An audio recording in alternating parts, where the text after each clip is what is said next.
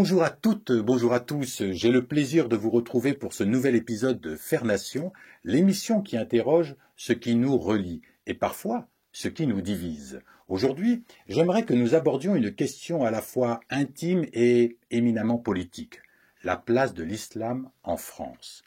Entre réalité vécue et peur fabriquée, ce sujet revient sans cesse dans le débat public, souvent chargé d'émotions, parfois vidé de complexité. Qui sont les musulmans de France aujourd'hui? Pourquoi tant de malentendus autour de leur présence, de leur croyance, de leur rapport à la République? Et aussi, comment sortir de cette spirale de suspicion? Pour en parler, pour aborder ces questions, j'ai sollicité l'éclairage d'un spécialiste du fait religieux et des sociétés musulmanes, dont les travaux croisent l'histoire, la laïcité et l'engagement démocratique. Bonjour, Chérif Ferjani. Bonjour. Merci d'être avec nous. Merci à vous de m'avoir invité. Alors, vous êtes, Chérif Ferjani, politologue, professeur honoraire d'islamologie et de sciences politiques à l'université Lyon 2. Vous avez publié plusieurs ouvrages concernant l'histoire et les réalités de l'islam, la laïcité, je l'ai dit, et les droits humains. Je citerai quelques-uns de vos livres, car la liste est longue, il faut le dire, mais vous avez une longue carrière. Néolibéralisme et révolution conservatrice, paru en 2021. En 2019, De l'islam d'hier et d'aujourd'hui. Et pour en finir avec l'exception islamique, paru en 2017, tous les trois aux éditions Nirvana. Alors, Chérif Ferjani, entrons dans le vif du sujet. L'islam en France, entre diversité vécue et représentation fantasmée, vous me voyez venir. Qui sont les musulmans de ou en France aujourd'hui? Alors, vous savez que en France, on ne fait pas de recensement sur la question des appartenances religieuses. C'est l'une des interprétations de la laïcité qui fait que on ne parle pas des appartenances religieuses. Ceci étant, il y a des estimations concernant le nombre des musulmans en France, considérés comme la deuxième religion de la France après le catholicisme. La troisième par les lieux de culte. Les lieux de culte musulmans sont moins nombreux que les lieux de culte protestants, même si les musulmans sont beaucoup plus nombreux que les protestants. Sur le nombre des musulmans, il y a d'abord ceux qui exagèrent, ceux qui parlent de l'invasion, de la grande transformation, vont jusqu'à dire qu'il y a 20 millions de musulmans en France. La réalité est beaucoup moins. Vous avez l'Observatoire de la laïcité qui parle de quelques 4 millions 100 000 personnes en France. Mais certains considèrent que c'est une sous-estimation du nombre des musulmans. D'autres parlent de 8 millions, c'est-à-dire quasiment le double. Oui. Donc on passe du simple au double. L'étude la plus citée, oui, parce que considérée la plus fiable, oui, est celle du Pew Research Center, le centre de recherche. C'est un centre de recherche qui se veut neutre, ne prenant pas de position politique. Elle situe le nombre des musulmans en 2017 à 5 720 000. Voilà un peu il serait 8% de la population de la France. On est loin de la grande invasion. Le grand remplacement peut-être aussi. Du grand remplacement. Il y a aussi, je crois qu'il est très important à rappeler, la communauté musulmane en France est la première par son nombre en Europe. Oui. Si on ne compte pas la Turquie, bien sûr, comme faisant partie de l'Europe, puisque la Turquie revendique son appartenance à l'Europe. D'accord. Donc, vous parliez de statistiques ethniques, notamment, qui sont interdites effectivement en France, qui ne permettent pas justement de compter le nombre, mais il y a quand même eu, vous l'avez dit, très Voilà. bien dit, là, des estimations. Donc, en fait, c'est les chiffres des syndicats et les chiffres de la police, mais on se retrouve avec un chiffre moyen de environ 6 millions de musulmans en France Oui, si on parle en en 2017, 2017. 5 millions 700 Oui, 1000. 000, on serait peut-être proche des 6 millions. D'accord. Ce qui n'est quand même pas mal en termes de représentation et dans une société où le catholicisme peut-être est en recul. Donc ça donne une impression que les musulmans augmentent et les catholiques baissent. Est-ce que c'est une impression réelle Oui, ou moi c'est là je ne aussi sais c'est pas à fantastique? quoi ça sert ce genre de comparaison. Oui, Le catholicisme est la première religion dans le monde aussi. oui, Si on compte toutes les églises chrétiennes, c'est de loin la première religion. d'accord. Donc personne ne parle d'invasion, Oui, même si on oublie que l'expansion du christianisme était liée à la colonisation, beaucoup, notamment en Afrique et en Amérique oui, latine oui, du Sud. et en Asie. Mais bon, je crois que c'est et il faut parler des faits, de la réalité, sans rentrer donc dans les fantasmes sur les rapports de force, parce qu'il ne s'agit pas de rapports de force. Ils sont pas. On est, heureusement, on est loin de la guerre des religions, Oui, même si certains, comme Samuel Huntington, nous agitent le spectre du clash des civilisations et d'autres de la guerre des religions ou des cultures. J'espère que on n'en est pas là. le monde démentira ces prophéties de malheur. Mais je crois que c'est très important de le dire, les musulmans en France sont essentiellement issus de l'immigration. Il y a quelques en marge des conversions à l'islam, Oui, mais l'essentiel de la population musulmane en France est issue de l'immigration des années 60, après les indépendances, à la faveur de l'absence d'emploi dans les pays nouvellement indépendants et à la faveur essentiellement de l'impératif migratoire pour lequel la France a créé en 1945 l'Office d'immigration internationale pour faire venir une main-d'œuvre pour subvenir aux besoins de l'économie française. Nous sommes aujourd'hui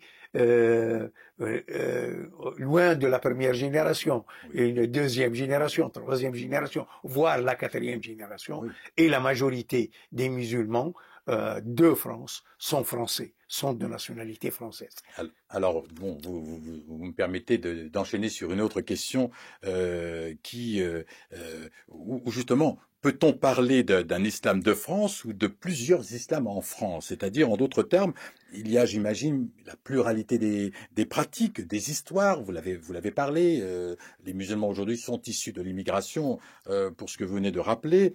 Vous avez rappelé également que c'était la deuxième religion de France. C'est un élément qui n'est pas anodin, mais c'est aussi une religion qui n'est pas monolithique. Est-ce que vous pouvez nous en dire quelques Effectivement, mots là-dessus? effectivement, l'islam de France reflète la diversité des faits islamiques, la diversité de l'islam. Du fait des origines des populations présentes en France, des musulmans de l'Afrique subsaharienne, Oui, des musulmans de l'Afrique du Nord, de Turquie, du Moyen-Orient, voire de l'Asie centrale. Donc il y a toute la diversité de l'islam. Diversité culturelle, donc. Les musulmans sont loin d'être homogènes. Ils sont les premiers à être surpris par la diversité de l'islam qu'ils découvrent ici en France. Parce que dans les pays d'origine, c'est généralement assez monolithique, du moins en apparence. En Afrique du Nord, on se dirait majoritairement sunnites malikites. En Turquie, on se dirait majoritairement sunnites hanafites. Dans les différents pays de l'islam, il y a une majorité et on a tendance à confondre l'islam avec l'appartenance de la majorité de la population à ce pays. Mais il y a un autre paramètre qu'on oublie très souvent, c'est que qu'il soit sunnite, qu'il soit chiite, Oui, qu'il soit ibadite, l'ibadisme, il existe en France oui, à la faveur de l'immigration essentiellement algérienne et tunisienne. d'accord. Les ibadites existent dans la région du Mzab, en Algérie. Il existe dans le sud tunisien, particulièrement dans l'île de Djerba. Et le seul pays où l'ibadisme est majoritaire, c'est le sultanat d'Oman. Et les Omanais n'immigrent pas, c'est eux, au contraire, c'est un pays où la majorité, les migrants représentent la majorité de la population. Et les Omanais ibadites sont une minorité dans leur pays. Mais comme c'est le cas dans les pays du Golfe, d'une façon générale, la population locale est largement minoritaire par rapport aux populations étrangères, souvent même de confession non musulmane. D'accord. Donc voilà un peu par-delà la diversité Oui, des obédiences, oui, hein, sunnites, chiites, ibadites, il y a une diversité des formes de religiosité, la manière dont les musulmans vivent leur islam. D'abord, il y a l'islam, ceux qui vivent l'islam sous le mode des soufis, oui, spirituels essentiellement, oui, et il est fortement présent ici en France. Il y a moins d'un mois, j'étais à l'Institut du monde arabe, invité par la confrérie des Tijani euh, représentée en France, qui prône un islam pacifique, oui, spirituel, qui n'a rien à voir avec l'idée qu'on se fait de l'islam. Mais il y a aussi d'autres confréries, la Qadiriya, les Alaouites, donc l'islam ce sont des soufi. mouvements qui sont moins connus, Oui, oui, bien sûr, mais parce qu'on focalise sur l'islam politique en France. Ah, On a en France et en Europe et même dans certains pays musulmans, on focalise sur l'islam politique. J'y viendrai. Donc il y a cet islam euh, euh, piétiste, spirituel, qui n'a rien à voir. Il y a également ceux qui vivent l'islam à la fois comme une pratique, la majorité, à la fois une pratique culturelle, une appartenance à une communauté, mais dans la discrétion, dans la cohabitation avec les autres. Il y a, il faut le dire, depuis les années 70, oui, à la faveur des crises que connaît le monde, y compris la France elle-même, oui, il y a des crispations identitaires qui font, pas seulement chez les musulmans, il y a une crispation oui, identitaire chez la population, c'est ce qui fait les fantasmes qui conduisent à gonfler le nombre des musulmans, à parler du grand remplacement. oui, oui, Euh, donc, il y a des crispations identitaires, des peurs de tous les côtés, et en rapport avec ces peurs, il y a une frange minoritaire des musulmans qui vivent leur islam sur le mode de la revendication politique. L'islam, ce qu'on appelle l'islam politique, dont l'expression la plus importante dans le monde arabe et en France, est l'islam issu des frères musulmans. Donc, en rapport avec l'islam politique, apparu très important de le dire, c'est ce que j'aborde dans mon livre, le néolibéralisme le néolibéralisme et la révolution conservatrice. Ce qu'on appelle la révolution conservatrice est née en Allemagne, en Europe, à la fin de la Première Guerre mondiale. Et oui, en même temps, est apparu en Égypte à la suite de la guerre mondiale la, la confrérie des frères musulmans Oui. sur le même modèle que la révolution conservatrice euh, euh, en Europe. Et j'ai montré dans mon livre qu'il y a beaucoup d'affinités entre la révolution conservatrice et l'islam politique. L'islam politique peut être considéré comme l'expression islamique de la révolution conservatrice en réaction aux conséquences de la Première Guerre mondiale, aussi bien en Europe que dans le monde musulman. Voilà un peu pour dire, mais on focalise beaucoup sur cet islam politique qui est largement minoritaire dans l'islam en France et en Europe, et pour justifier le discours sur le séparatisme musulman, sur l'entrisme des frères musulmans, sans Donc dire en gros, c'est un épiphénomène que l'on attribue à la à une fois, frange de la... c'est très bon, oui, il existe, mais ce n'est pas l'aspect majoritaire de l'islam en France. Et ce n'est pas propre à l'islam. Oui. La même chose existe pour d'autres religions, aussi bien pour la religion catholique qui est majoritaire, pour les églises évangéliques dont le nombre submerge les églises, les fidèles des églises réformées traditionnelles de la France, Oui. ou pour le judaïsme, où effectivement il y a des mouvements identitaires, intégristes qui en leur sein. En leur sein, et l'islam est loin d'être une exception de ce point de vue-là. Alors, merci beaucoup, monsieur le professeur, de nous avoir bien précisé ces genres de recontextualiser, et vous êtes un spécialiste, je l'ai rappelé, mais j'aimerais savoir, en quelques mots, en quelques phrases, mais que disent les études sur le rapport, justement, de l'islam à la République, ou des musulmans à la République? Puisqu'aujourd'hui, c'est un sujet, vous le considérez, qui est assez central, souvent évoqué, notamment dans les médias. Là aussi, est-ce qu'il s'agit d'un fantasme? Oui, Bruno Etienne, feu Bruno Etienne, qui était l'un des grands spécialistes de l'islam, parle de la normalité de l'islam et de l'islam en France. Donc, le rapport à la République, vous savez, le rapport des musulmans au système politique, oui, dans lequel ils vivent a toujours été d'accepter les règles du système dans lequel ils vivent. Ils sont en Tunisie, ils s'adaptent au régime politique.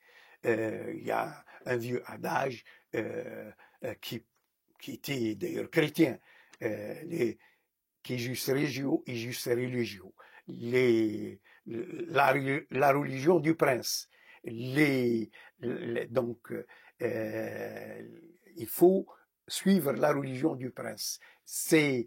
On s'adapte à l'islam en Hollande ou en Angleterre, s'adapte à la législation du pays concernant la gestion des cultes. Et donc, la même chose en Allemagne, la même chose en France. Les musulmans s'adaptent à la législation du pays dans lequel ils vivent.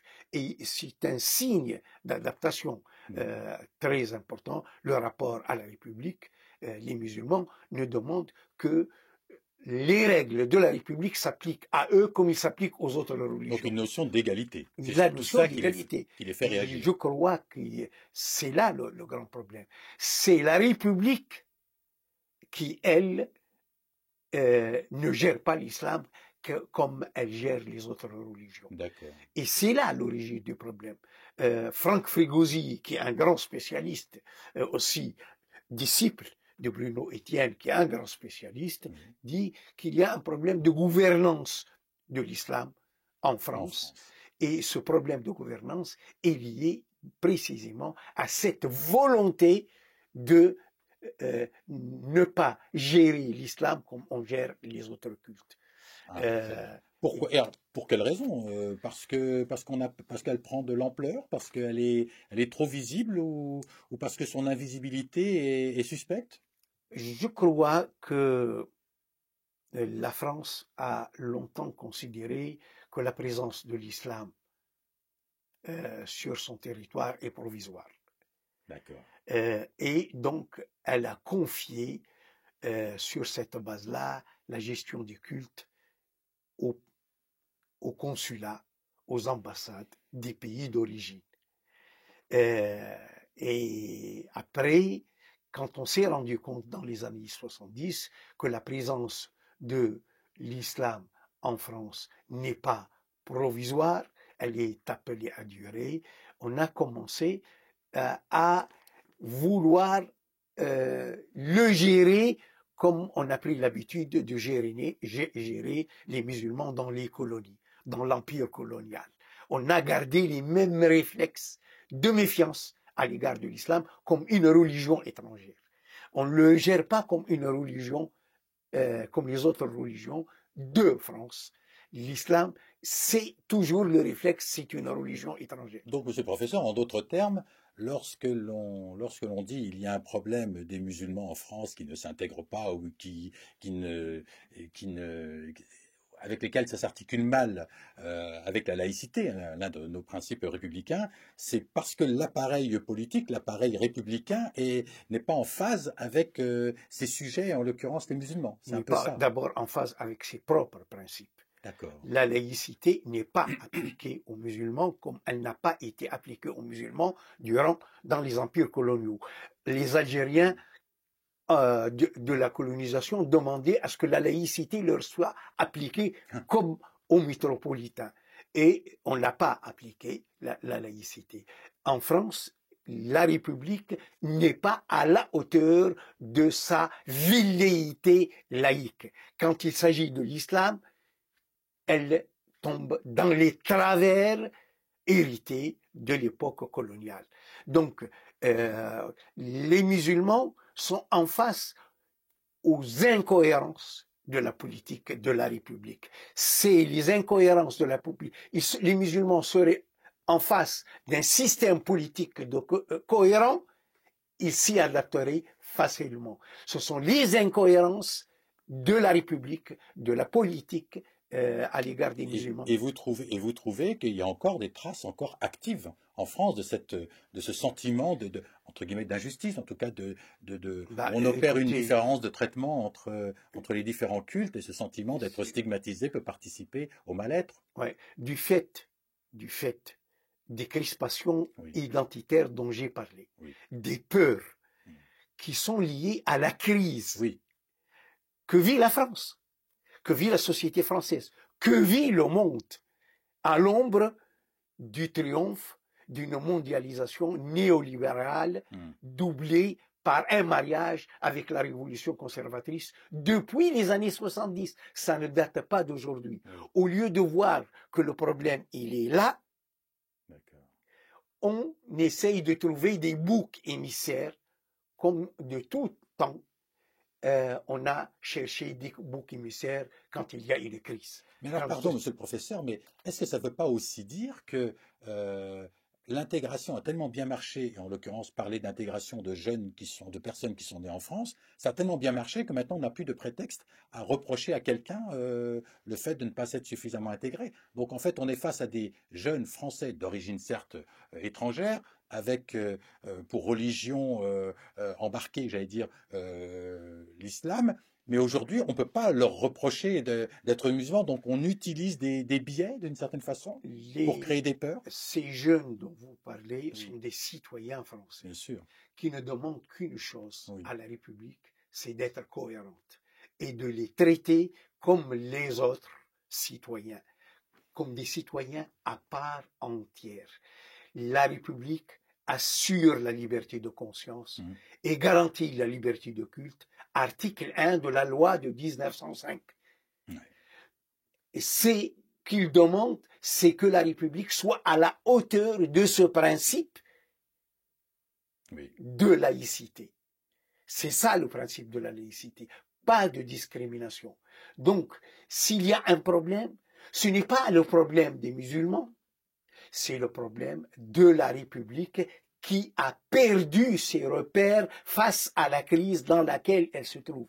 La République, aujourd'hui, elle est en perte de repères du fait qu'elle ne voit pas les raisons de la crise que traverse la société française, que traverse l'économie. Depuis 1971, la France, comme le reste du monde, a accepté les principes les principes monétaires, financiers, l'ordre économique mondial issu de la Deuxième Guerre mondiale. Vous savez que Mendès France, qui représentait la France dans les discussions sur Bretton Woods, avec le Britannique contestait que le dollar soit la monnaie internationale. Mais la puissance triomphante de la Deuxième Guerre mondiale, c'était les États-Unis. On ne peut pas bénéficier du plan Marshall et contester la condition qui a été associée à l'adoption du dollar comme monnaie internationale, c'est qu'elle soit convertible en or. C'est ça. Ça a marché jusqu'en 1971. Le 15 août 1971, et c'est là l'origine de la crise, qu'on ne veut pas reconnaître. Nixon a décidé de façon unilatérale que le dollar n'est plus convertible en or, et malgré cela, il doit rester monnaie internationale pour les échanges internationaux. Quand l'économie américaine est en difficulté, quand les États-Unis d'Amérique ont un énorme déficit commercial, ils font marcher la planche de billets, et les pays qui ont une quantité de dollars ne peuvent plus réclamer aux États-Unis l'équivalent en or. Ils doivent acheter aux États-Unis leur camelote au prix que choisissent les États, qu'imposent les États-Unis. Et on voit aujourd'hui, avec la crise des taxes, que Trump maintenant impose de façon arrogante et sans prendre de gants. On arrive aujourd'hui à prendre conscience des concessions faites aux États-Unis d'Amérique et l'acceptation du dollar comme monnaie internationale, alors qu'il n'est plus convertible. C'est depuis 1971. Et pour expliquer la crise en 1971, et c'est là où vient le traitement des musulmans. Qu'est-ce qu'on a expliqué? On a parlé du choc pétrolier, l'augmentation du prix pétrole. Au lieu de dire que le problème, c'est le fait que le dollar n'est plus convertible, qui a obligé les pays exportateurs de matières premières dans le tiers-monde, et pas seulement le pétrole, à réévaluer le prix de leur exportation pour pouvoir maintenir un peu de pouvoir d'achat de ce qu'ils exportent chez eux. C'est ça l'origine. Depuis, le prix du dollar, du pétrole a rechuté plusieurs fois, et on est toujours dans la crise financière internationale, la crise économique internationale, parce que les États-Unis, après cela, ils ont imposé, avec le consensus de Washington, à tout le monde la libre circulation des capitaux et des marchandises, alors que eux, ils pratiquent le protectionnisme, ils surtaxent et ils n'acceptent pas le principe du la libre circulation des capitaux et des marchandises. Et on a fermé les yeux. Et même maintenant, on essaye d'amadouer au lieu de réagir, la communauté européenne, de réagir, de dire, vous taxez, on taxe à la même hauteur qu'on a fait la Chine, on essaye d'amadouer on est plus dans une l'arrogance de Trump. Alors, on est plus dans une logique, je dirais, en France ou en Europe, dans une logique plus de diplomatie, à vouloir peut-être arrondir les angles. Mais c'est intéressant ce que vous évoquez, c'est l'impact que peut avoir aussi l'image du musulman, de l'islam en France, par rapport à un contexte géopolitique mais également sur la question purement économique qui impacte directement les musulmans. L'islamophobie. Oui. La montée du racisme à l'égard des musulmans oui.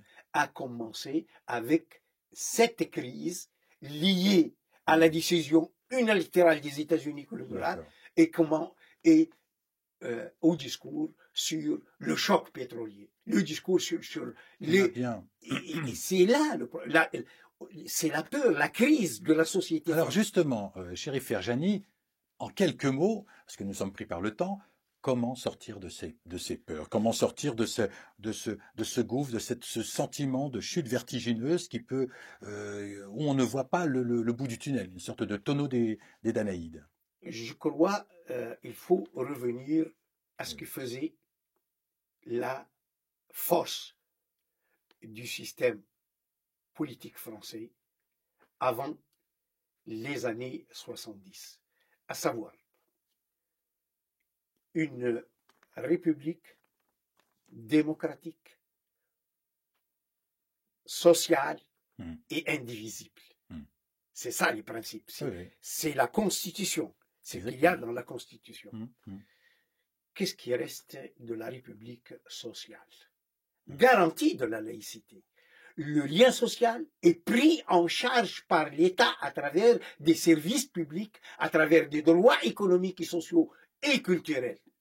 Cela, on l'a perdu avec le triomphe du néolibéralisme, à travers la soumission, depuis les années 80, de la France comme du reste de l'Europe, comme du reste du monde, au néolibéralisme imposé par les États-Unis d'Amérique à travers le consensus de Washington.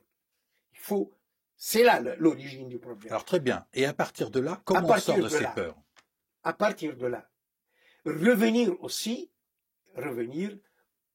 à ce qu'est la République sociale, démocratique, laïque et indivisible. Pour revenir à cela, il ne faut pas confier ou appeler au secours de la fracture sociale les communautés religieuses et après parler du recul de la laïcité. La laïcité, c'est la République qui assure le lien social à travers les services publics et les droits économiques et sociaux. Les communautés religieuses, on leur reconnaît la liberté de conscience, on n'intervient pas, on ne détermine pas le bon judaïsme, le bon islam, le bon catholicisme, et on n'intervient pas dans la gestion. Ce qui ne semble pas être le cas? Ah non, pas du tout. Ah, d'accord. Pas du tout. Voilà. En tout cas, pour ce qui concerne les musulmans, la République se permet de désigner le bon islam. On ne veut pas de tel islam, on ne veut pas. Si aux musulmans de régler cela, quand ils trouvent en face d'eux un cadre cohérent et un système qui assume ses responsabilités par rapport aux musulmans comme par rapport au reste de la société, il n'y aura pas de problème musulman. Donc, revenons à ce qui faisait la force du système politique français, république démocratique, sociale, laïque et indivisible. Si on revient à cela et à travers ce qui a fait la force, d'ailleurs, il est attaqué, ce qu'on appelle le modèle français, qu'est-ce qu'il en reste? Il a été démantelé sous l'effet de l'imposition des politiques néolibérales qui ont besoin de la révolution conservatrice partout dans le monde. On fait appel aux expressions de la révolution pour comme disait Guizot en son temps qui refusait la République sociale, il dit les grands de ce monde soulagent par la charité les peines des petits de ce monde. C'est-à-dire on fait appel à ces appartenances communautaires pour assurer les solidarités minimum que la République n'assure plus, ne veut plus assurer. Merci infiniment, Chérif Ferjani, vraiment pour nous avoir aidé à comprendre que derrière les peurs projetées, il y a des histoires, des familles, des fidélités multiples, vous l'avez rappelé tout à l'heure, mais aussi un même désir de vivre ensemble. Je rappelle que vous êtes l'auteur de nombreux ouvrages, et je vais les montrer ici à la caméra, de références sur l'islam, la laïcité et le monde arabe. parmi lesquels néolibéralisme et révolution conservatrice. Il ne concerne pas que les mondes musulmans, il concerne l'évolution de notre monde depuis les années 60. Mais vous êtes un universaliste, on l'a bien saisi. Le second livre paru 2 ans encore plus tôt, en 2019 je crois, de l'islam d'hier et d'aujourd'hui. Pour montrer la diversité des faits islamiques. Voilà, pour montrer la diversité des faits islamiques. Et enfin, pour en finir avec l'exception islamique, pareil, paru ces 3 livres aux éditions Nirvana, Faire Nation. C'est aussi cela, regarder sans crainte, écouter sans préjugés, penser sans exclure. Ce n'est pas nier les différences, mais chercher à leur donner un sens commun dans le cadre de nos principes républicains, et vous nous l'avez rappelé, cher Chérif Ferjani. Merci à vous toutes et à vous tous pour votre écoute. On se retrouve dans 2 semaines pour un nouvel épisode, de nouvelles voix et toujours la même envie, comprendre ensemble ce qui nous relie. Et d'ici là, prenez soin de vous.